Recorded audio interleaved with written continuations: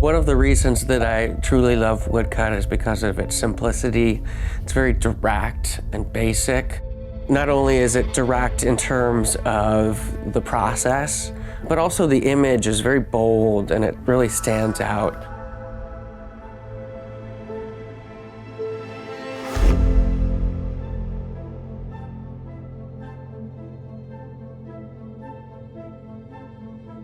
I prefer to use wood because it's more traditional. I feel like you can see the character of the wood. So you carve your image. For most of my works, the larger details generally come in and I'll carve those.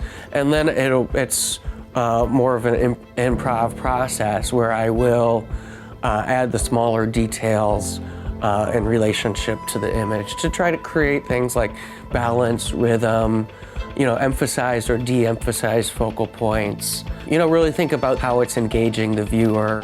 Every material has strengths and weaknesses. To see either the jaggedness or the smoothness of the cutter's hand, to see the grain of the wood, I think is really important to me. Relief printmaking is really the oldest printmaking form. Printmaking sort of moved to Europe and became very important at that time, really being the fastest way to spread information around in a mass format. So in many ways, at that time, it was kind of like the internet. So I consider myself a social practice artist, and a social practice artist doesn't necessarily think of art as being separate from life, but as something that's embedded into the various social practices. My woodcuts are a major part of what I do, but they're often sort of in service to something else. Help to make people aware of various issues, and even hope to create solutions or suggest solutions to some of the problems that we have.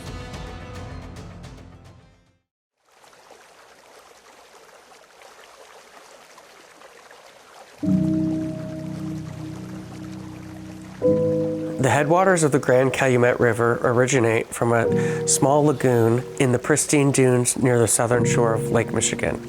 The word calumet means pipe and refers to the one the Illinois Indians smoked with the French missionary Father Marquette as a universal sign of peace. Today, near the site of this historic ceremony, where the river enters into an area of heavy industry, the Grand Calumet disappears into a pipe. Over time, my work has changed and I've learned a lot, I think. Early on, a lot of the woodcuts that I made were of trees, honoring the material, wood, which I'm carving. Over time, I think my work's become much more direct. My work still honors the beauty of nature or the presence of nature. I've also begun to think about sort of solutions to where we're at. My work, as in my woodcuts, really supports a larger social practice. Thinking about climate change, go back and embrace the natural world.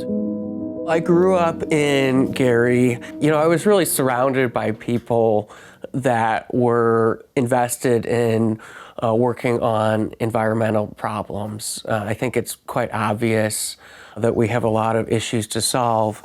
For me, very much, I am a product of my environment, and not just in becoming environmentally engaged, but also as artists. Gary is a place with an immense creative history. A lot of my prints sort of have a play on words, sort of a nursery rhyme type feel. One of the phrases would be, think fast, nature will bury the past.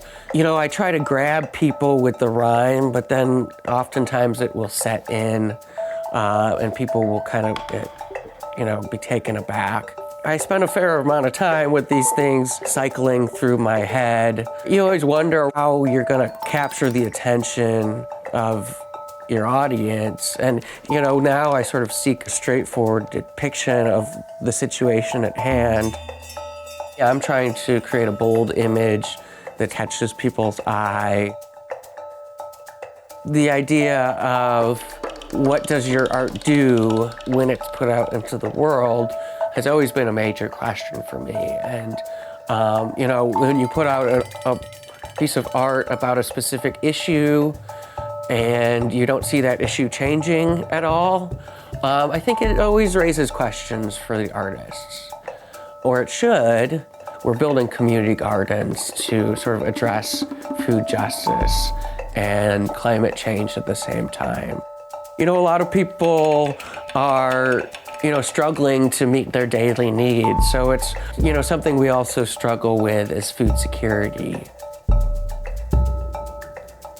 So what my work at this point is doing is trying to sort of think about those things as the same issue.